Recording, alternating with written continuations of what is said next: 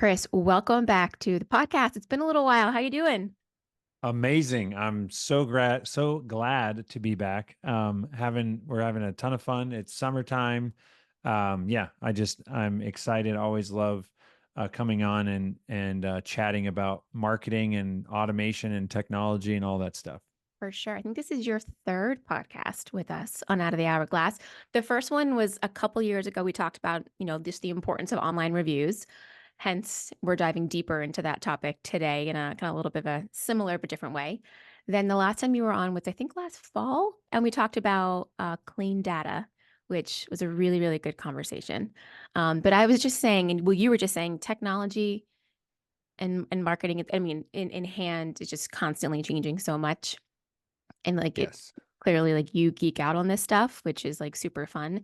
And this is just a world that I am not at not that I'm passionate, but I just like can't keep up with all the changes. Probably like a lot of our listeners on here. So I really appreciate being able to just connect with you and have these conversations because I'm sure you are going to open up our world a little bit in some areas here. And we're gonna walk away being like, huh, didn't know that. Yeah. But now No, we no, do. it's so fun. Like in life, you have I've told my wife this as well because she's a pelvic health physical therapist by education. She now works in the business and has done a great Mhm. job. But do you have these like deep pockets of knowledge that 99% of your life nobody cares at all? And then you like find your people or your Yeah. avenue where people are like, "Wait, you can tell me how to like eliminate data entry or you can help like this very it's like, yeah, I know a lot about that, but when I'm hanging out with my friends or doing a bonfire, they don't care at all. They want to talk Right. about the game and whatever. So it's fun to come on and have an outlet to just geek out for an hour about this type of stuff. Totally. I love it. Well, thank you for being here. Now, of course, since you've been on here, I would imagine a lot of our listeners know who you are. Of course, a lot of clients that we work with, a lot of Summit members know you pretty well. But for those who maybe this is a new listen or haven't met you, please introduce yourself and just give us a little bit of a background as who you are and what you do. Yeah. So my name is Chris. I am the owner of Boolean Automation and Boolean Review. And our mission is to free you up to do what you love. And we do that in a couple different ways. The primary one is the review software. That's the one that's been around for 5+ years.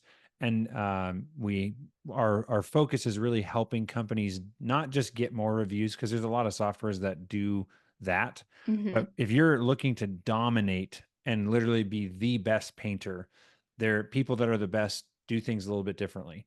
And so that's the review software, and it's like hyper focused on how to like I optimized it when I was the marketing director at Webfoot for like what I wanted as a painting marketing person. And then the other side of our business is about 2 years old, and that's automating all of the manual data entry that exists in a service business.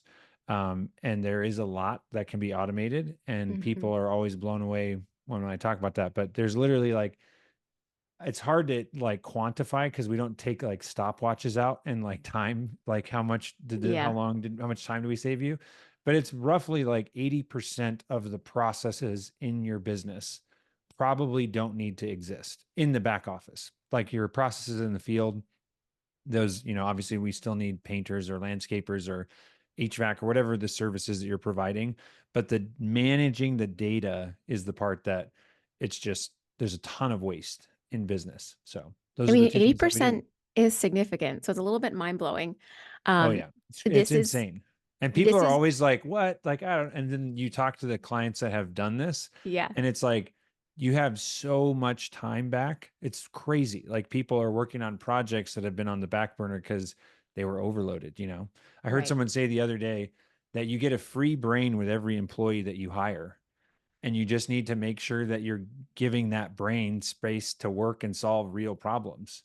And how many of us get this brain with our employee and then we just give it a mind numbingly boring, repetitive task and it's Mhm. silly. So anyways, 'Cause those things, I mean, the data is important, right? I mean, that has to be done, but in what capacity? Does it need to be done manually, or can we automate it? right. This is totally, not planned, but I have a freeing you, up to do what you love Yes. sticker on my water bottle right here. Yes. You just said it, and I was like, That's on my water bottle from the The Grand Summit conference. when you sponsored, so thank you." Yeah. It's funny, I actually have seen several of these stickers, our my colleagues have them, uh, so it's fun. Your stickers are making their way around. It's a great message. Who doesn't wanna be freed up to do what they love, right? Right. When business has to serve our life, not the other way around. 100%. 100%. All right, let's dive into today's topic. I think it's gonna be a good one. 5 ways to boost your SEO without touching your website. I mean, how? But and the reality is, I mean, we're gonna dive into it, but that's a pretty, interesting statement. And of course, it does not come without using some AI technology, which I know something that you're passionate about. You spoke about this actually at the conference. You did a session, about AI and technology within your business, and something that you said, resonated where like if companies that don't integrate or embrace AI in some capacity are just not going to make it in the future. Mhm.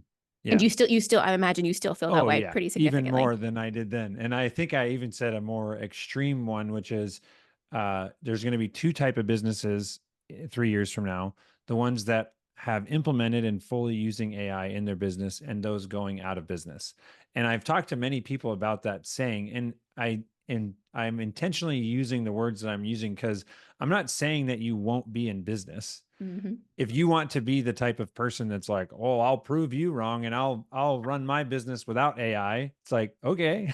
Yeah. You Good can luck. also voluntarily pay everyone in your company more or hire people that you don't need or pay more taxes or whatever you want. It's just like since the beginning of time we've tried to make things more efficient, like instead of plowing with a hoe and a horse, you Mhm. got a bigger plow and then you made a tractor and then like we had electricity, and so it's like AI in my mind is just the next, and it's a massive leap in efficiency gains. So yeah, I would say, yeah, in 3 years, if you are a company that is not using AI on a regular basis, you are voluntarily signing up for massive handicaps, let's say, in scaling a company, and largely in the form of overhead costs that I don't think you need. Okay. I don't not believe you. I'm just more so trying to figure out now, how do we do this, right? Yeah. Like, I think about Nolan Consulting Group. I think about all of our listeners on here who have businesses or are part of businesses in all different, whether it's trades or not. We have to be embracing this in some capacity. And so, how do we make sure that our businesses can do this? And then, how can we make sure that we're going to continue to grow and get the leads that we want? And obviously, we've talked about this before in the podcast. Marketing is the big component here. SEO is a huge factor, and so that's kind of where we're directing this conversation.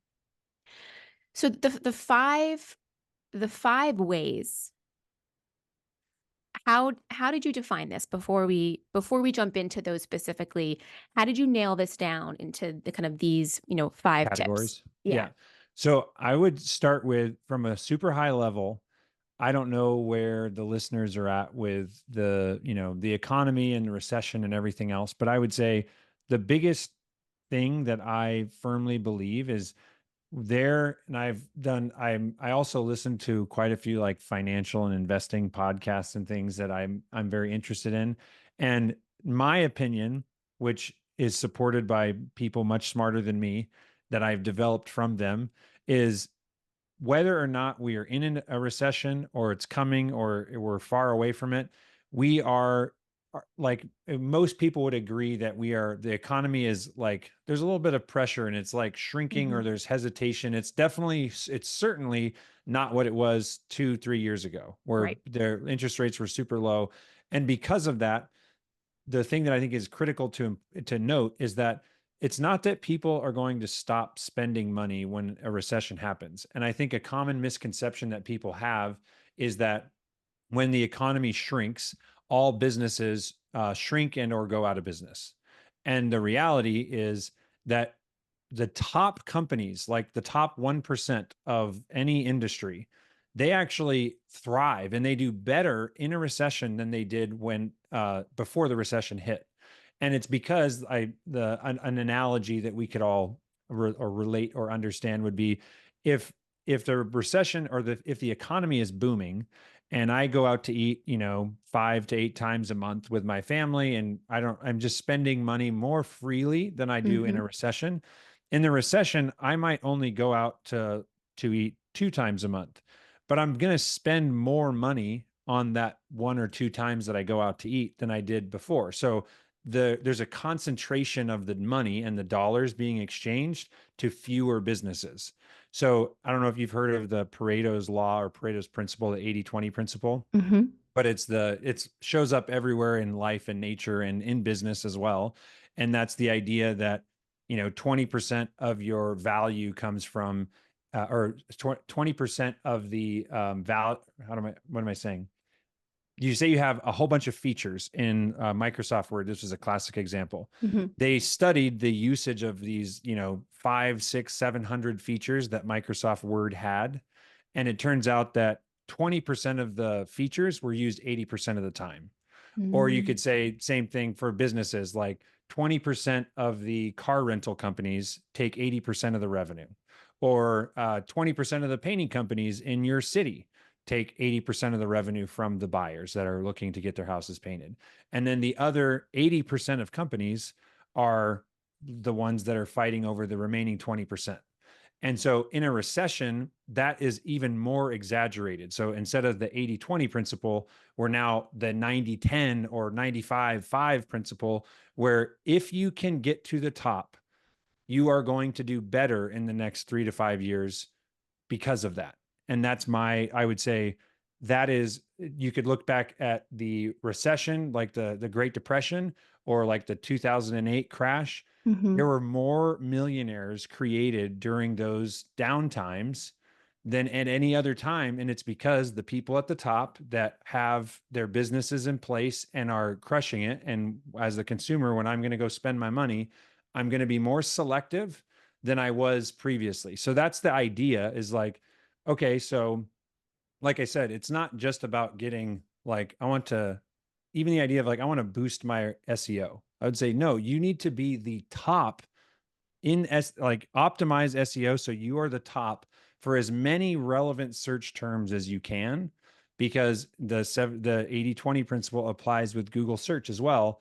And that is the classic, the first page of Google gets, I think Yep. it's like 75%. So right in there with the stat, or the 3-pack in the search, that gets like 85% of the traffic. It's like all the traffic goes to the top three, and then a very small percent, like people will dig down and look further. And Google's trying to bring up the most relevant company that's going to solve that searcher's problem, because that's what Google cares about, is doing that.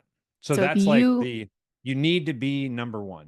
You Okay, so if have to you're be. not showing up on that first page, or you're not showing up in the top 3 in that local pack, this you need to listen pretty hard to this conversation. Yes. And that's true for any industry, any business. Is if you are not number one, you got work to do. But the other thing is that, remember, there are many, and this is one of the things we'll talk about. You can be number one. You might not be number one in like painting, but you could be number one in cabinet painting. You could be Mhm. like, if you get more specific on the games that you're playing, obviously being number one in all of them would be great. But a good starting point is trying to really hone in on, how do I be more relevant in the results. So that's kind of where my mindset goes, is like, okay, how do I help more people be the go-to service, painting, landscaping, construction, whatever the business is that you're in? How do you crush it in the next 3 years? And I would say there's also some components of using AI to assist you in this to dominate. But also, in a separate conversation, yeah, you can use AI to in other parts of your business, and that also is going to help you be the best. And I would say the recession, or whether it comes sooner or later, the people that are the top companies are going to have far less pain, and like I said, thrive, whereas the bottom companies are going to go out of business. But the reality is that the bulk of people are just going to have a really painful next couple of years. It's Yeah. just going to be hard. And if you're like, I guess I would say, I don't want to sign up for that voluntarily, which is why I would say try to be the top. Try to be the top. Well, I mean, I can speak. I mean, we have some shared clients kind of across the board, especially with a lot of the online review work that, Boolean Review does. And I have seen those clients dominate their Google reviews. I mean, I think Mike's Quality Painting just surpassed 1,000 Thousand, Google yep. reviews, which is awesome. And that is no small feat. Yes, It's a it's big great. I mean, deal. yeah, and I think when they started with us, they had a couple hundred. But yeah, their frequency of getting them was like 4 or 5x what it was prior. It's insane. I love it. All right, let's jump into the 5 ways. And we kept this, or I say you have kept this a little bit easier to remember because they're all R's. So it's the 5 R's in a sense that we're going to cover here. The first one that you tell me is rating, which of course a lot of us can intuitively know that a good rating, 4.5 to 5 is what we want to be aiming for. Of course, 5 stars is the best.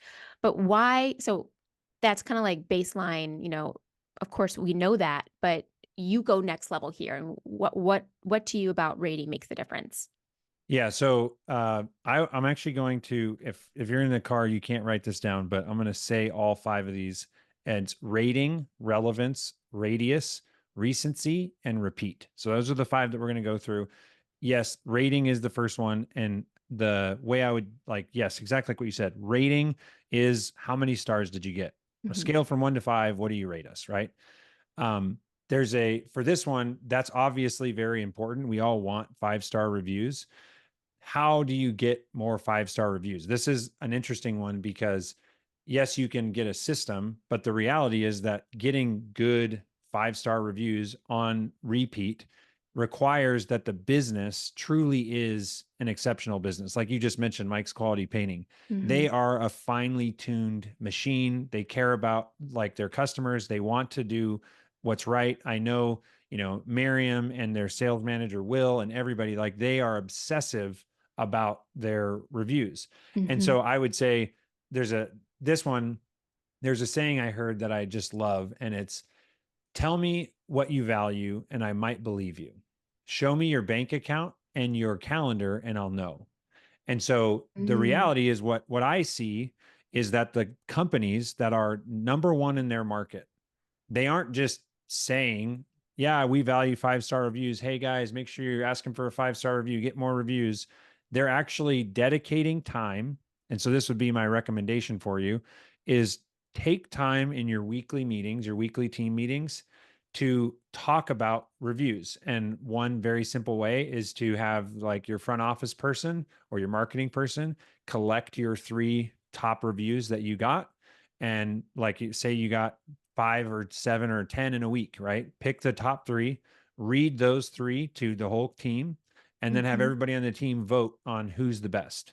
And Mm. then that crew leader who was responsible for that job gets a $50 gift card to Amazon or whatever. Love it.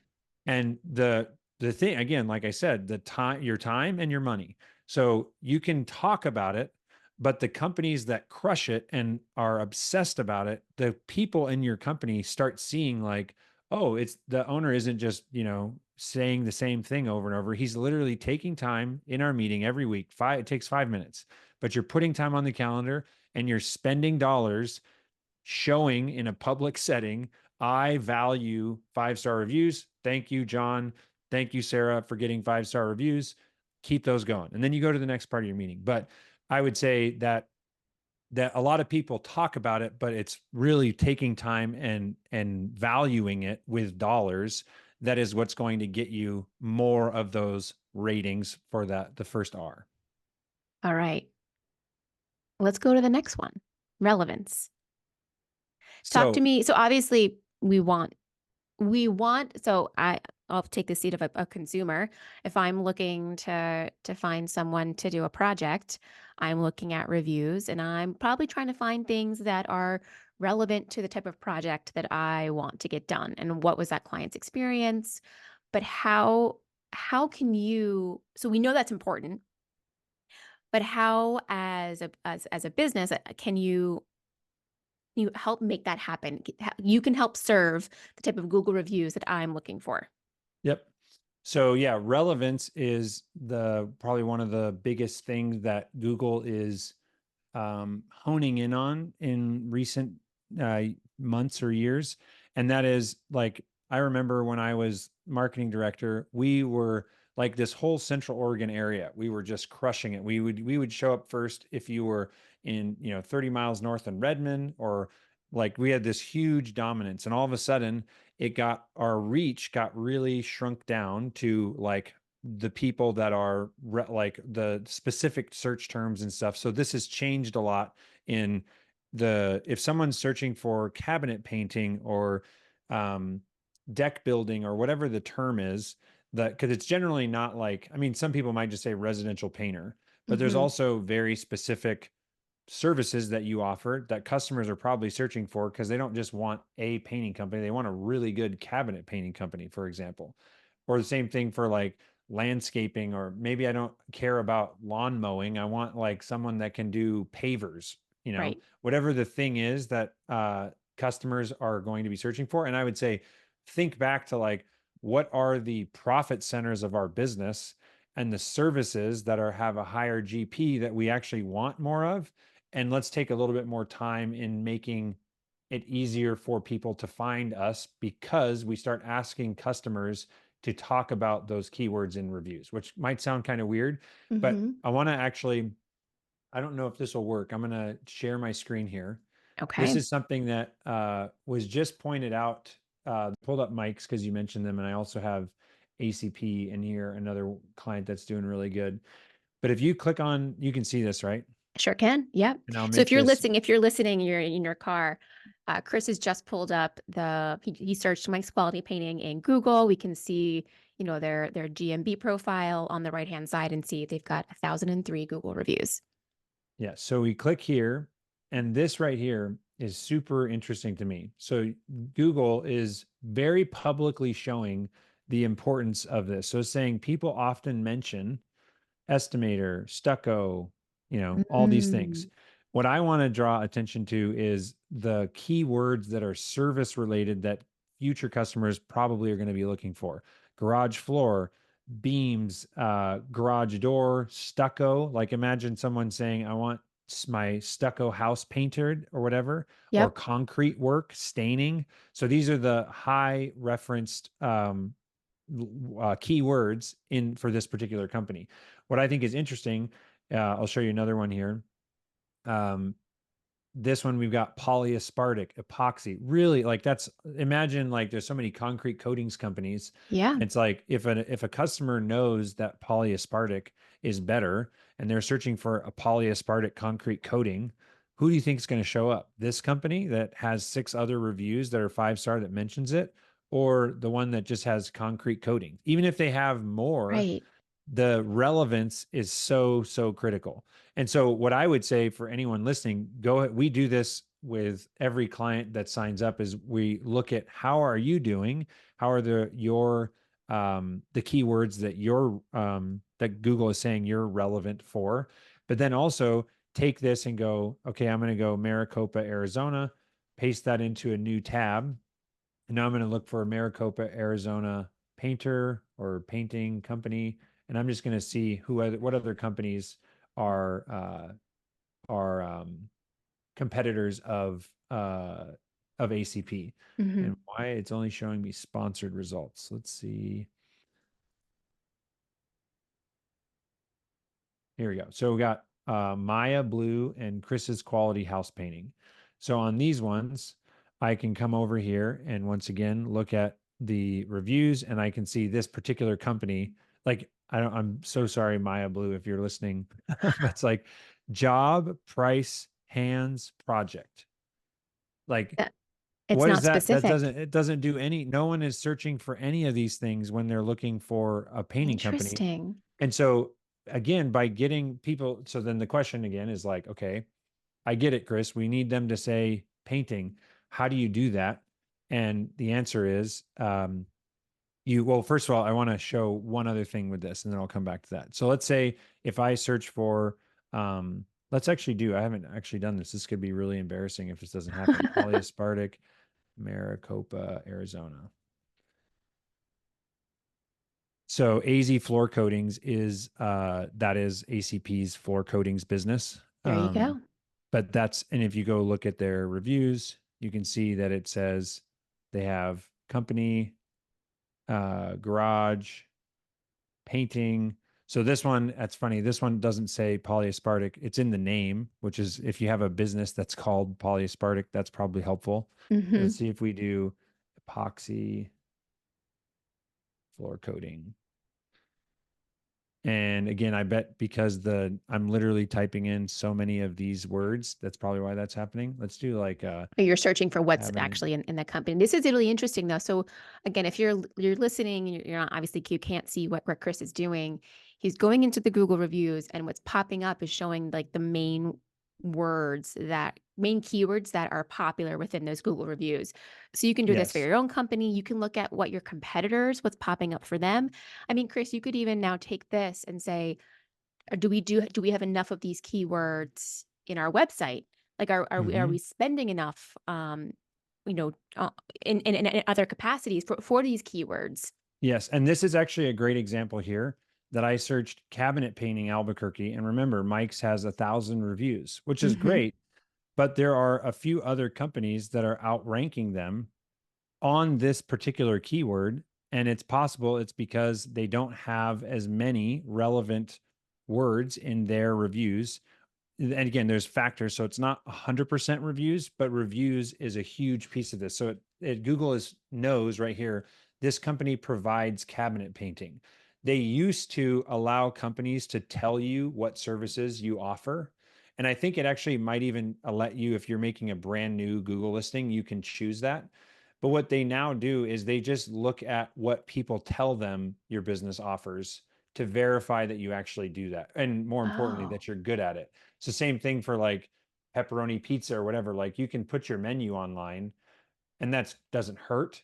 But imagine if you had a whole bunch of people saying, I love their pepperoni pizza right. in a 5-star review. Google is going to treat, 600 people saying that more heavily, obviously, than someone that is just rating pizza in another business listing, or a business that's just focused on, we need to make sure we say on our website what we do, because you're not even going to come up in the search results if you don't have reviews that are relevant. And that's the second R. So two questions here. One, I love this is new. I knew we were going to learn something here. One, I'd never thought to look at your Google reviews and like how it pulls the keywords out to see what is the commonality. Um, Now if you're missing, if you can clearly see if there's not if the keywords that are coming up are like what we saw before, job, paint, like pretty basic, obviously we know we need to do more work around that to get more specific. But the question is, how do we ask customers to be more specific and to be Mm. speaking to these keywords that we want to pop up? Yeah, so I'll give you the simple way and then the really cool AI way that we just have launched in the Boolean app. The simple thing is, and this is like surprisingly the solution is usually not too hard, like a good solution. Yeah. And you literally tell them, hey, when you leave us a review, would you be so kind as to mention interior painting or exterior painting in your review? So that's like the pre-AI way of doing it. And Okay. to be real, we've done that in Boolean. So we pull the project type from the CRM or the project management system. So Hmm. every review request says like, hey Molly, thanks so much for working with Chris's painting company. We really enjoyed working on your exterior painting project. When you leave us a review, if you would please mention, exterior painting or uh, whatever and that the keywords need to dynamically change, in my opinion, or if you're going to text somebody this, it would be kind of weird to be like, hey Molly, when you leave a review, mention floor coatings, cabinet painting, exterior painting, or residential, or like whichever one is relevant. That feels very impersonal. But Yeah. if it's literally like, hey, just mention this word when you leave a review, that would be awesome. What we've done is now we send requests. So we send the standard request to customers that say, hey, uh, leave us a review. And then at the bottom of that, and that first text, it says, if you need ideas of what to say, we had AI draft an example for you based on your project details. So AI Ooh. will actually write out a review for that person that says, like it's written in first person as if I'm the customer writing this review. But we're just trying to make it easier. And then because we can prompt AI to do whatever we want, we tell AI, hey, in the example that you send the customer, pull in their crew leader's name and their sales name and the project type that we served them for, and all the information that we have in their system. And this goes back to, very briefly, the clean data. When you have organized, structured data, AI can do way more for you than when you don't. So if you have Mhm. your project management system set up in a clean way, when your review request goes out, yes, it's going to say, hey, leave us a review, but then you can also have it create an actual example that customers can copy and paste into your Google listing.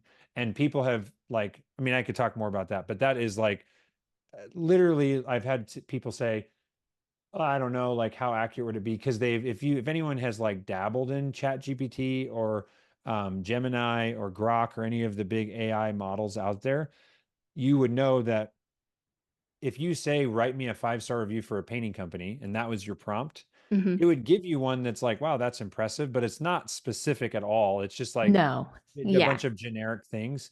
When you say, write me a review, that's in like a very friendly tone, that's between 2 and 400 characters, that includes this project type and has this salesperson's name and has this crew leader's name and all the details that we have about the project, it's going to give you a way more realistic review for that person. And I go like, think 5 years from now, imagine, which this could be creepy to some, but I'm also like, this is for sure going to be possible.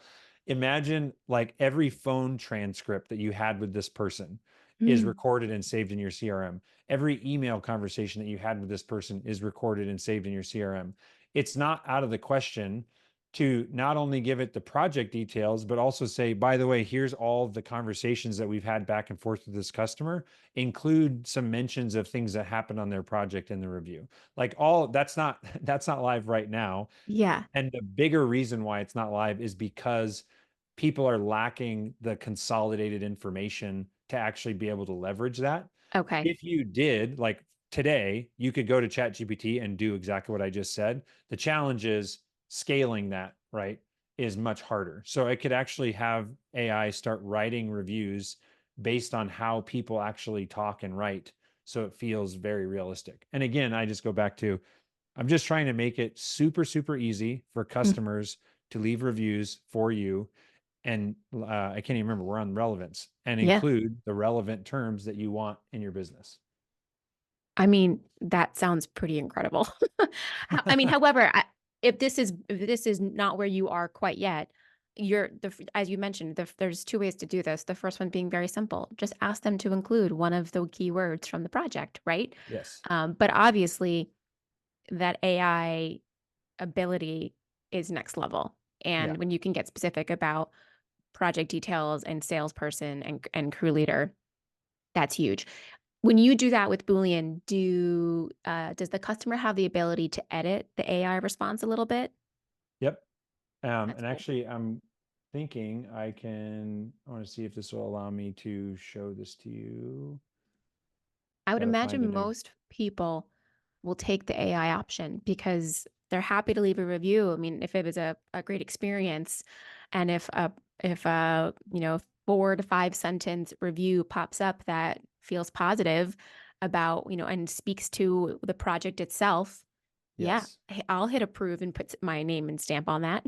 Exactly. It's I feel like, because people have asked us, like, how do people respond to that?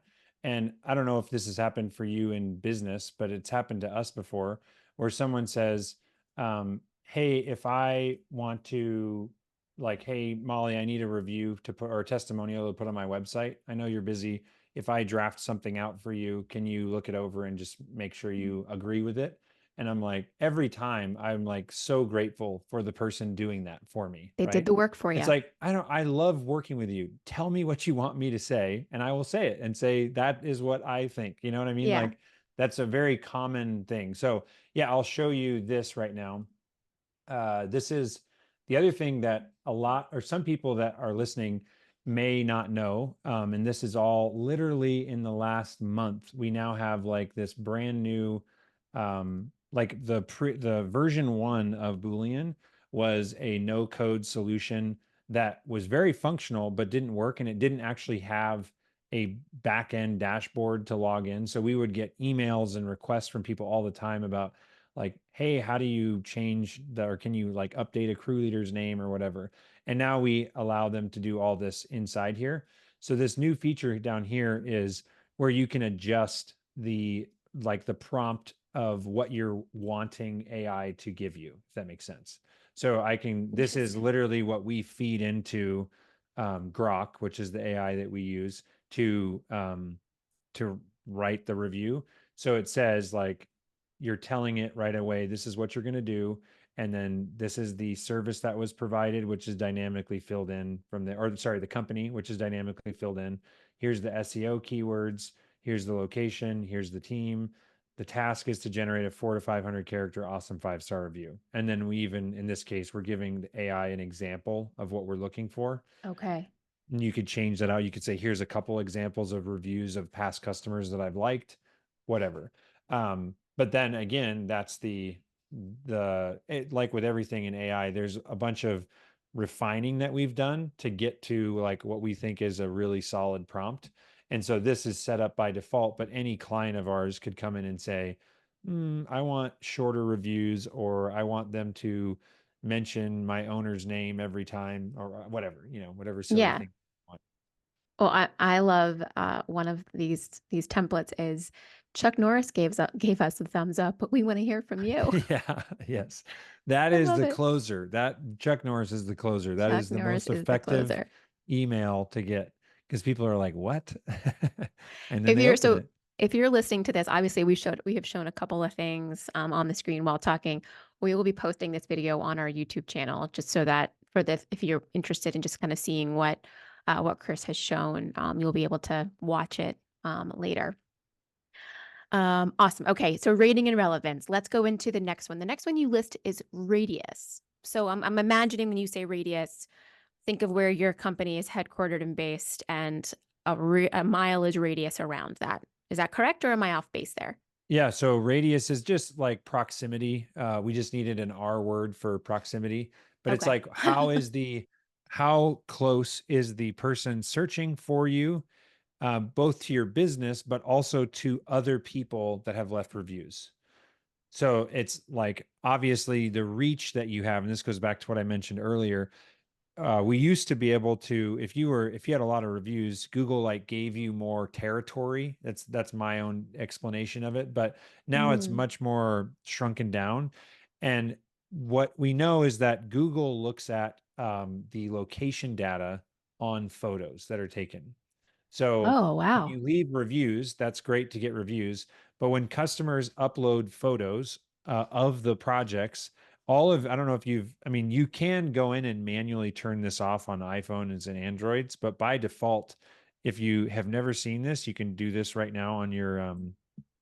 But if Mm-hmm. you go to the, like, your photos, and Yep. then I'm on an iPhone, so you click albums, Yep. and then you scroll down to where it says people and places. People and places. Yes, got And it. so I can click places, and now I have geographically placed like groupings of photos. And I don't know, like, I literally use this all the time when I'm trying to find a photo out of my, it's embarrassing. Maybe it's not embarrassing. I've got like 30, or sorry, I have 35,000 photos on my phone or in iCloud. but like trying to find that is hard. So this is actually super practical if you're just trying to be like, Yeah. I know when we were in Canada at this one place, you zoom in and there's like 50 photos taken in Calgary and you could just find the photo immediately, you know? That is But really interesting. so I all so that, I knew that the photo kind of captures location, but I never knew that you could go into your photo app and look at it in this way. oh yeah, you're going to use that all the time now to try and Yeah. find like, oh, I want to show you this thing.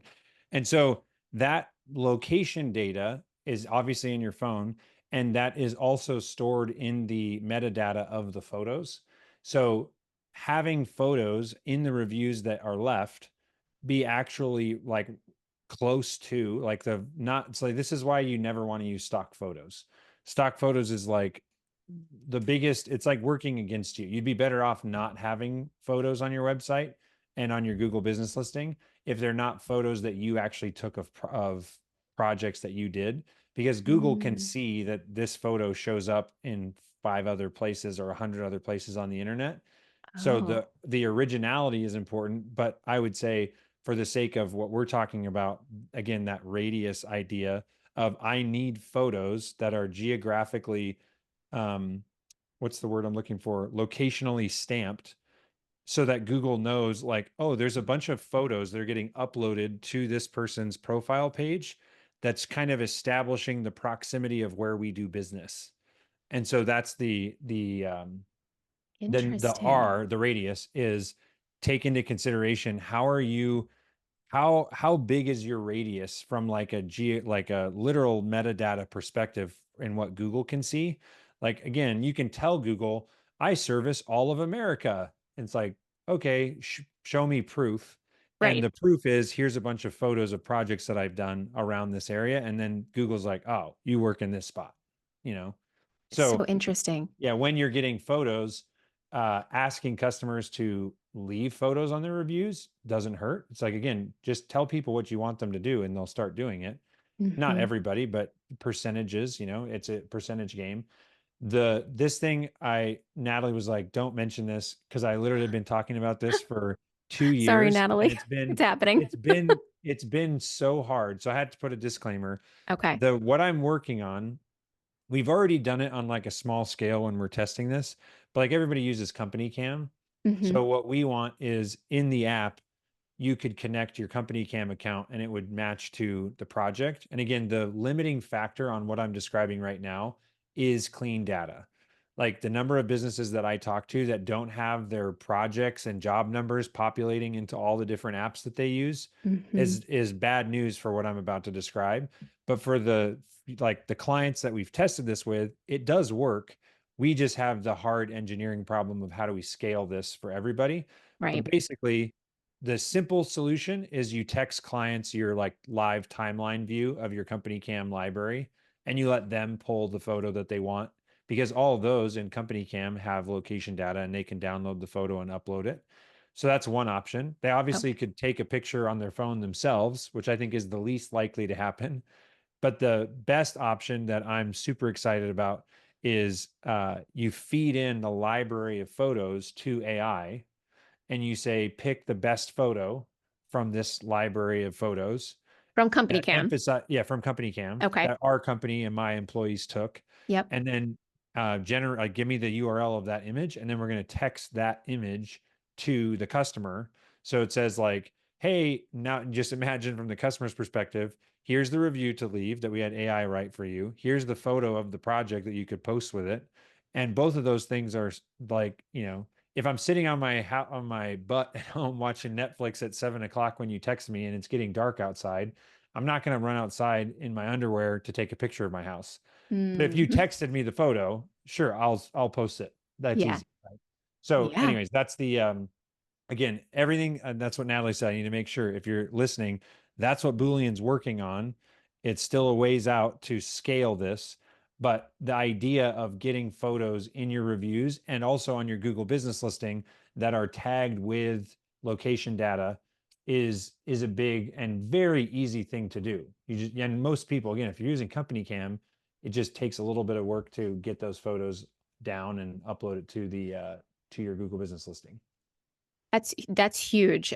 So I'm thinking too, so maybe you start working on this with your customers, but in the meantime, you as a business owner can also be updating your profile with these meta tagged photos. Make sure that you're updating your profile with recent photos, right? Because that also is going to be helping you until you're kind of getting a good stream from your customers, providing photos with their reviews. You also can be making updates and just refreshing the photos that are existing on that profile. Absolutely. All right, these three are have all been fantastic. We've got two more to hit, and so this one, obviously, this next one you mentioned, recency, which obviously makes sense. We want to see recent reviews. How, was this from 3 years ago that someone had a five-star experience, or was this last week? And if it's been last week, obviously those same people are likely still there when I'm going to want my project done. But so obviously this takes work to make sure that you're getting a good cadence of reviews up there. Talk to me a little bit more about how we can make this work. Yeah. So when we talk about recency, it's yes. Well, there's one way I like to think about this is if you everybody looks at Google reviews for anything that we do in life, whether it's going to a restaurant Yep. or to a store or a business or whatever. And one of the things that I always do is I go on and I look to see, what's their newest ones or what's the latest review that they've gotten. And if you saw that a business hadn't, like, let's say they have a bunch of five-star reviews, but they hadn't gotten a review in 6 months, that would be weird. Even if it was like 3 months, depending on the type of business, like I might give Mhm. more grace to some, but like a restaurant, like they should be getting reviews every single day. Like it's so weird to see a restaurant that hasn't gotten a review in a month. So again, depending on the business that you're in, that timeline is variable. But the point is that I would say for home service businesses, you should be getting reviews every single week. And maybe there's a week that goes by if you're a smaller company where you don't get a review, but weekly you need to be getting reviews. So that's maybe obvious. The other part, though, is the replying to reviews. And Mm. that part I would also say is critical to be doing on every review. Sometimes I've talked to companies that only reply to negative reviews, or they will selectively reply, or if someone left like just stars and no comment, they don't reply. It's like depending on the scenario, they do or don't. Replying to them is very important. And again, you can go online and go to your Google business listing and just paste in a reply. Another option, and I'll show you another screen share here, is this is another thing that I'm super excited about inside of the Boolean software. So this is like there's so many additional things that are now possible that we have this back end dashboard for all clients. But one of the things that we can now do is all of your Google reviews are streamed live into your feed here. So like on Oh, your cool. dashboard, you get to see, the how many reviews you've gotten in the different parts of the last, 3 months in this case. And then if you go to the manage reviews portion, we have this right here. So I just got the review here.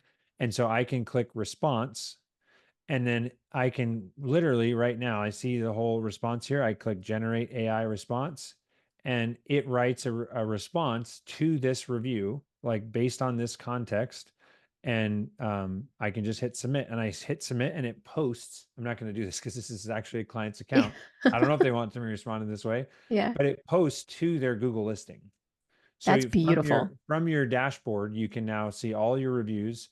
Go to hit respond, generate AI response, and it makes a custom review based on that. And the version 2 of this right now, it's just reading the content here.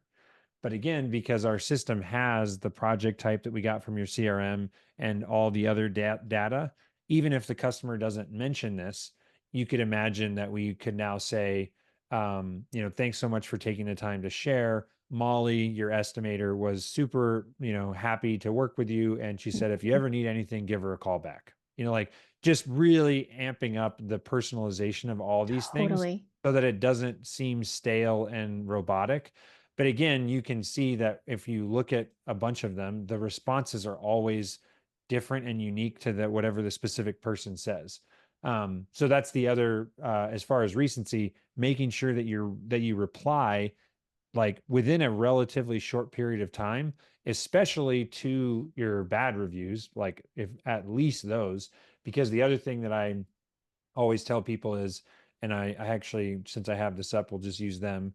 I'm sure Mike's has gotten a bad review every now and then. Long This right time ago. here, yeah, a year ago.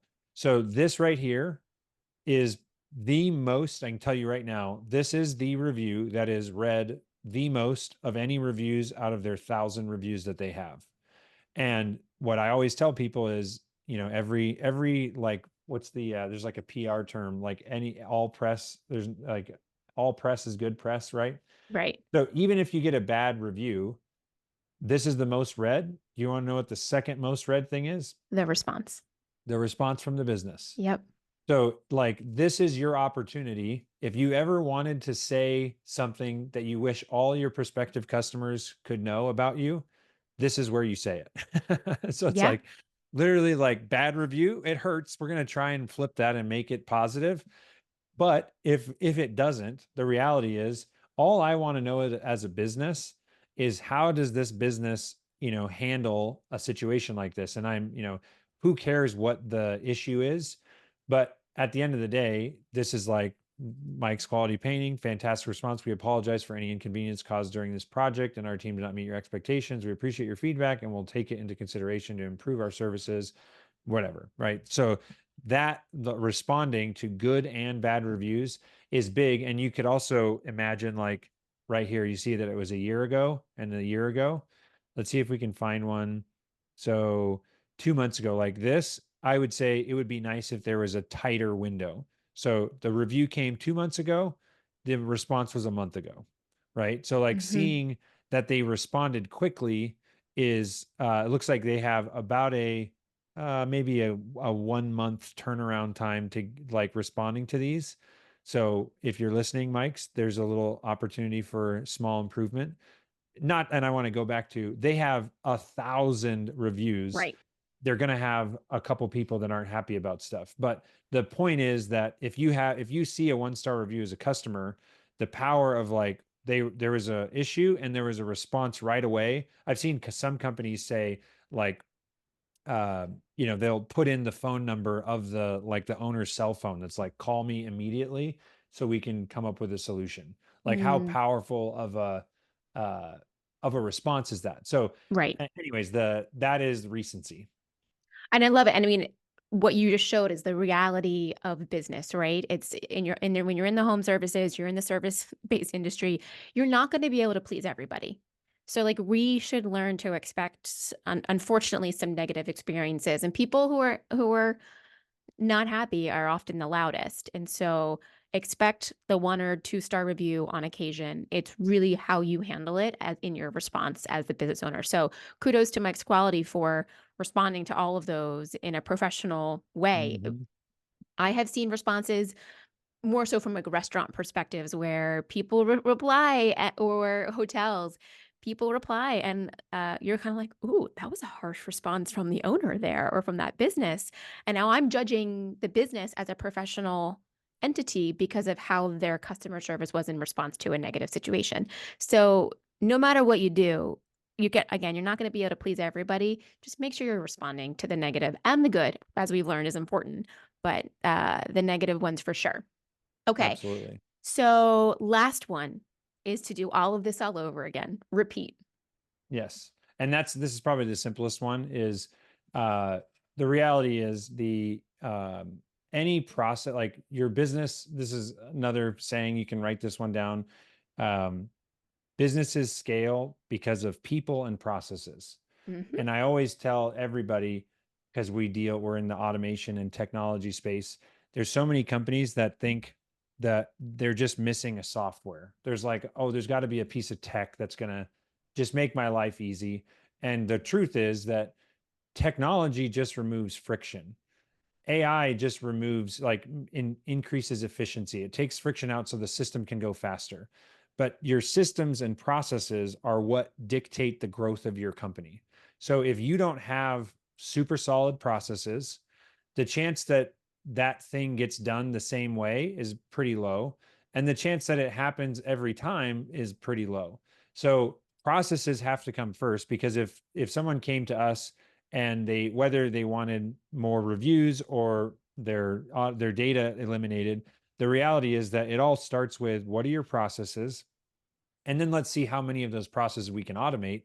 But you can't tell AI or computers to just like do your business, like make me Yeah. a painting company. Like Right. You it's can't not completely it, hand it off to AI. yeah, there's There's a processes. partnership here. Yes, and the to the extent that you have those defined, the more likely you're going to have this happen. So the repeat step here is make a process. Like at the end of the day, you can have a system or a software like Boolean automate your reviews, but I've talked to so many businesses that are like, yeah, we just do it ourselves and we manually do that. And I think that makes a ton of sense for small companies that are Mhm. looking for, being very particular about where they're investing their money.